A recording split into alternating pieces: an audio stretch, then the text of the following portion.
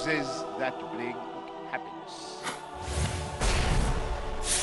It is the nature of man to look for happiness. Everyone is looking for happiness. Some people are looking for happiness in drugs, money, prestige, different types of sinfulness. But yet, they haven't found the real happiness. Yet, they are in misery. Why? Unless and until we strike the balance between the body and the soul, you will not find the happiness.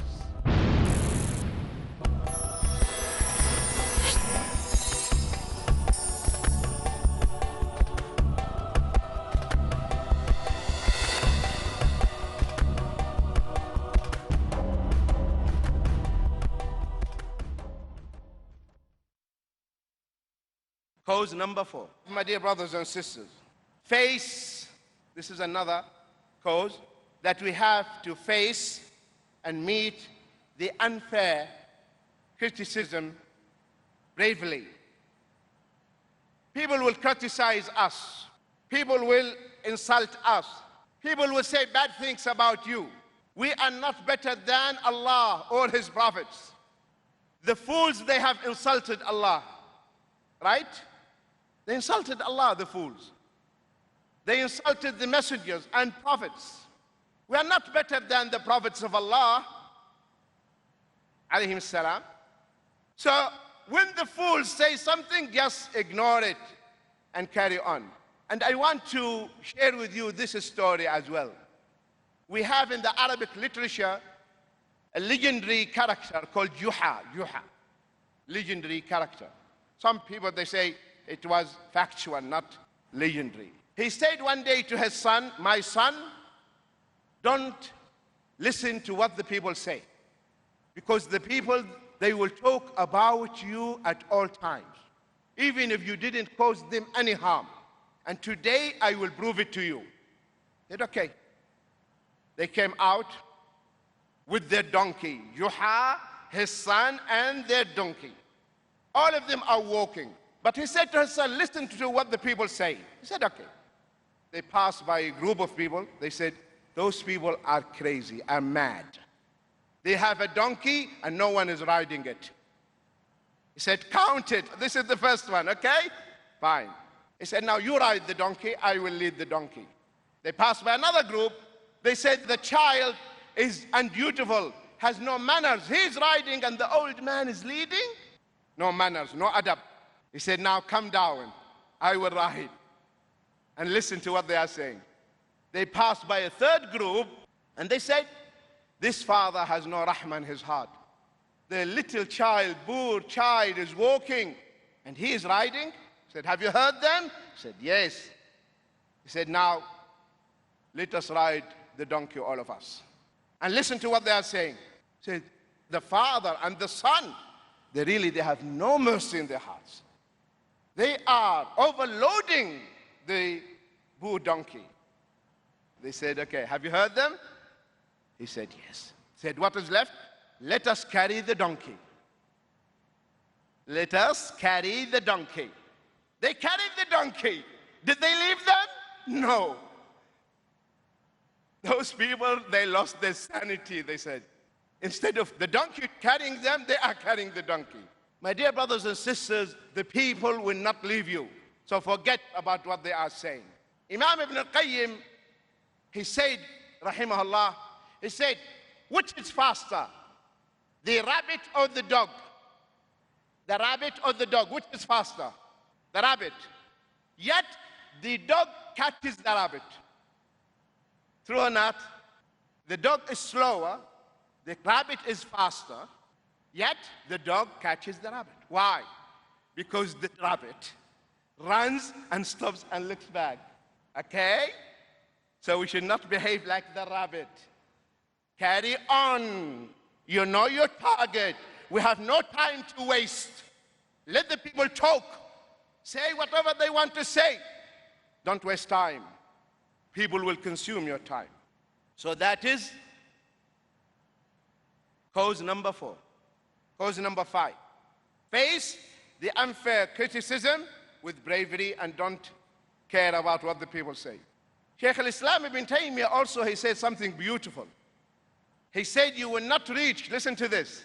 He said you will not reach the true station, the station of the true ikhlas, listen to this, of the true ikhlas, till those who praise you and those who dispraise you, they are the same. What does it mean? Someone praised me, mashallah, tabarakallah, super, super. Oh, I feel good.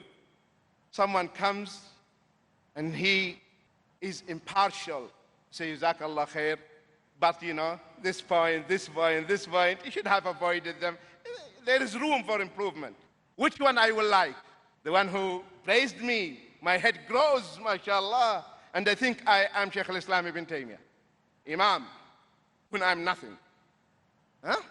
But the one who really loved me and advised me, I try to defend myself, and I get hurt inside. So the true mukhlas is the one who praises him, the one who dispraises him, the same. We do things for the sake of Allah, and that's it. Don't think about what the people they say, whether they praise you or dispraise you. Then inshallah you will really actualize the ikhlas in your life. Number 6, expect not appreciation from people. Don't do things for the people. If you do something khair, something good, do it for the sake of Allah, my dear brothers. For the sake of Allah, do it. Don't expect the people to thank you. No. Though, of course, Islam teaches us when someone does me a favor, do something good for me, what should I say? Jazakumullahu khaira. Aisha radiallahu anha, whenever she sent sadaqah, food or something, she would tell her slave girl, listen to what the people say. And the slave girl would come back and she would tell Aisha, they said this, they prayed for you. So immediately Aisha radiallahu anha, she would pray for them. She prays for them and say, this dua for that dua, and I want the reward of the sadaqah from Allah. So that is when you do things only for the sake of Allah subhanahu wa ta'ala. Number 7, we have to be kind to all.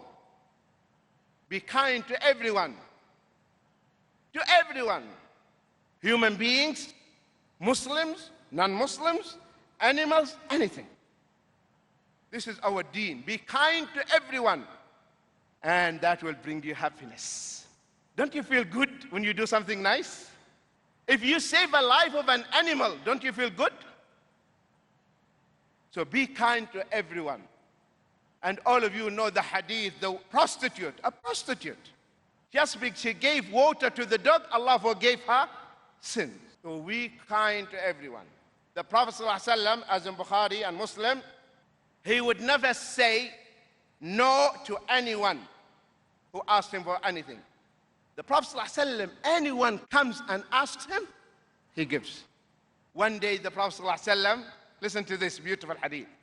He was walking. He came wearing a new cloak, new garment. One of the Sahaba said, oh, Prophet of Allah, it is so nice, it's so beautiful. What did the Prophet ﷺ? Did he say, thank you? He knew, the Prophet ﷺ knew what the man wanted. He went inside, he removed it, and he gave it to him. The man didn't ask for it, he just said it is nice. So the Prophet ﷺ got the message. The Sahaba, when the Prophet ﷺ left, they blamed him. Said, you know, the Prophet ﷺ never refuses anyone. Anyone asks him, he gives. So why did you ask him? He said, you know why I asked? Not because I want to wear it on every occasion. No, I want it to be my shroud, my kafan. I want this abaya, cloak, for the barakah, because it touched the body of the Prophet ﷺ. I want it to touch my body. That's why I asked for it. So be kind to all. Number 8, repel boredom with work. A Muslim should not say, I feel bored. I don't know what to do. I want to kill time. Have you heard this term? Killing time? We kill time always. We say, let us kill time, kill time. Killing time, killing your own self. Because you are nothing more than the time. You are consisting of minutes and seconds. So, when you feel that you have free time and the true Muslim, by Allah, the true Muslims will not have free time.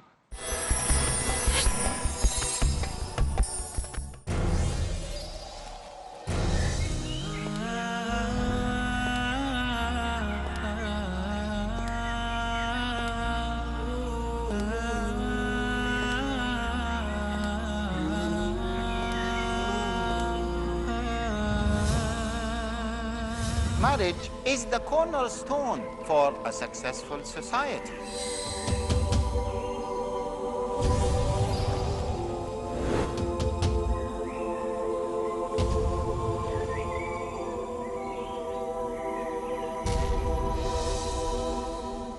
How can we maintain a successful marriage?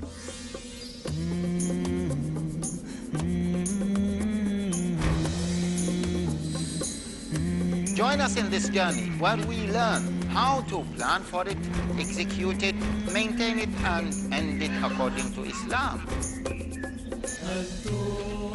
Grasp the unique philosophy of Islam to make marriages successful in Marriage and Divorce. Tonight at 11 p.m. and repeat telecast at 12:30 p.m. India on Peace TV.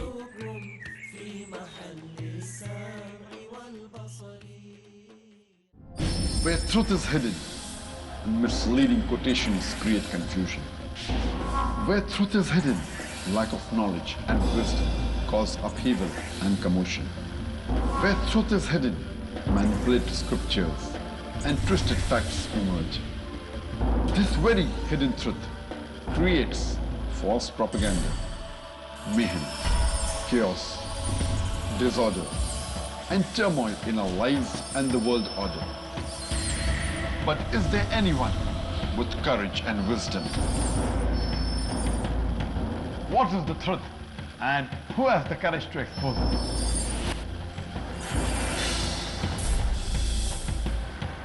Because it's your right to know the truth. Watch truth prevail and lies perish in Truth Exposed by Dr. Zakir Naik. Every Sunday to Friday at 9 p.m. and repeat telecast at 7:30 a.m. India on Peace TV.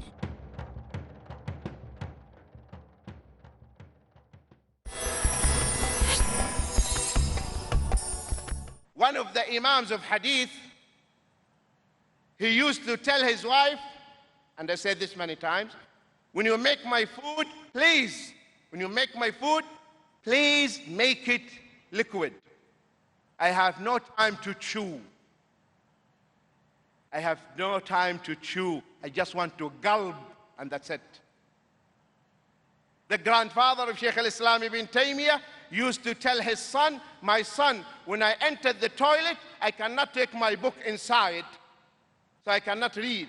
So please, you raise your voice by reading, so I can hear you while I'm inside.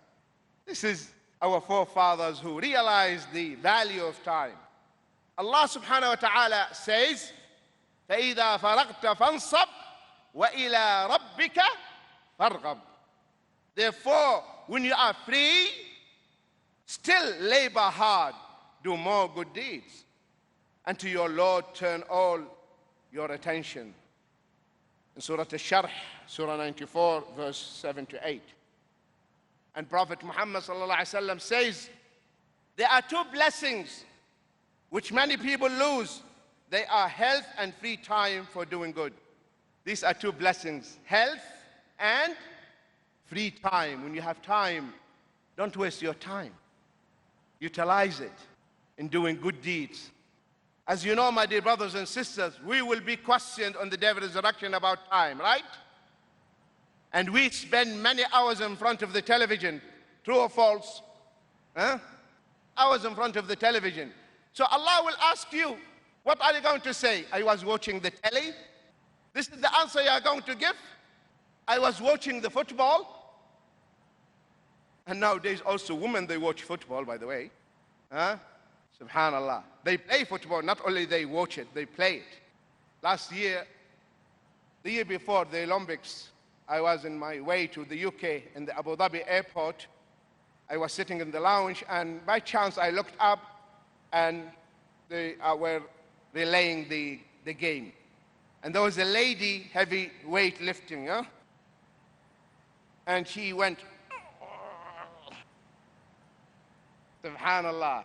Guess what happened? The weight was too much for her. She went cock-eyed. Her eyes crossed like this because of the heaviness of the weight. I said to myself, who's forcing you to do this? Because they are programming the women. Yes, we can. Yes, no, you cannot. There are certain things not for you. You are not cut for that. There are certain things not for you. They don't suit you. They don't suit your nature. They don't suit your nature. So repel boredom with doing good deeds and utilize your time. Number 9, do not be a blind follower. Don't be a blind follower. The previous lecture was food for thought for those who use their intelligence. It was really food for thought. To think, not to say, is it possible all my forefathers and forget about that. Be objective and impartial, and don't be a blind follower. Use this gift that Allah has given you. Number 10, contentment with Allah's qadr. To be content with Allah's qadr. When something happens, calamity, we don't say why it happens to us. Subhanallah. You hear Muslims nowadays, why the tsunami happens to the Muslim? Instead of saying, Alhamdulillah ala kulli hal, they say, why? What did we do? Have you heard this? What did we do? No, we are innocent, miskeen, pious and righteous. We didn't do anything. So Allah is wronging us. Astaghfirullah al-azim. Whatever happens to you, you deserve it. And because He loves you, He wants you to come back to Him. Plus, don't you know that if you are drowned, you are shaheed? Huh? If your house, the roof, fell on you, you are shaheed? You don't want shahada? You don't want to go straight to Jannah? But they are children. Children, they go straight there with Ibrahim alayhi salam. What is wrong with you? And Ibrahim will take care of them. So this is the qada and qadar, contentment. Whatever happens to us, we say Alhamdulillah. Alhamdulillah ala kulli hal. Urwa ibn Zubayr is one of the tabi'een. One of the tabi'een, Urwa ibn Zubayr, he had a disease in his leg, and the doctor decided to amputate it, to cut it. So they told him, take this medicine, so you will not, like anesthesia, you will not feel the pain. He said, but it will intoxicate you. He said, no, no, no, no. They said, then how can we cut your leg? He said, when I enter the salah and I am in the sujood, cut it and I will not feel it. Allahu Akbar. And they did, and they cut his leg. And then they took him to his house. By the time they reached his house, one of his children fell from the top of the house and died. His son died, and one of his legs was taken. They said, how can we console him? They said, Ahsan Allahu azak fi ibnak wa fi rijlak. May Allah reward you for losing your son and losing your leg. He said, Alhamdulillah, who gave me many children, and He took only one. And He gave me 2 legs. He took one and He left the other. And he said, Allah knows that this leg never walked to a place to commit haram. Never, that leg. So this is the rida, the contentment with the qadr of Allah subhanahu wa ta'ala. Cause number 11, my dear brothers and sisters. Always, inna ma'al usri yusra. Along with the distress, the hardship, a relief. Always there is light at the end of the tunnel. Always there will be light. So the hardship will never last forever. There will be a relief come from Allah subhanahu wa ta'ala. Cause number 12, my dear brothers and sisters, because we are running out of time. Make of lemon a sweet drink. Prophet Muhammad sallallahu alaihi wasallam, he left Mecca and they were chasing him. And you know Suraqa ibn Malik followed him because Suraqa ibn Malik, he wanted the 100 she-camel. And when Abu Bakr looked back, he said, there is a man behind us. He said, don't worry, Allah will protect us. And what happened? The horse of Suraqa, all the four sank into a rocky land. And this happened, and he fell off. It happens to him twice or three times. And the Prophet ﷺ said, Suraqa, you cannot catch us. Go back. And he said, the bracelets, the bangles of the king of Persia are yours. Can you imagine? Someone is wanted, and he's promising the bracelets of the king of Persia. And you know the whole story. The Prophet ﷺ passed away. The Muslims took Persia, and the bracelets were brought to Medina during the reign of Umar ibn Khattab. And he said, Suraqa ibn Malik, get up and give me your hands. This is what my Prophet promised you. So the Prophet ﷺ, he established the state in Medina. So you make of the lemon a sweet drink. Imam Ahmad ibn Hanbal, he became the Imam of Ahl Sunnah when he came out of the jail. Imam al-Sarkhasi, rahimahullah, from the bottom of the empty well, he was imprisoned in a well, produced 20 volumes of fiqh, 20 volumes of fiqh in Hanafi madhab, while he was in the well.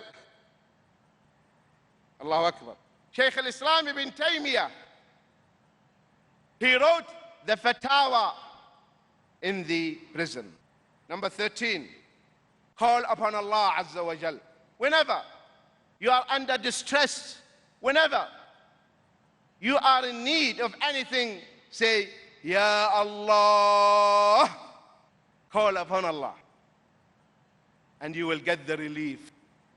You will get the relief immediately.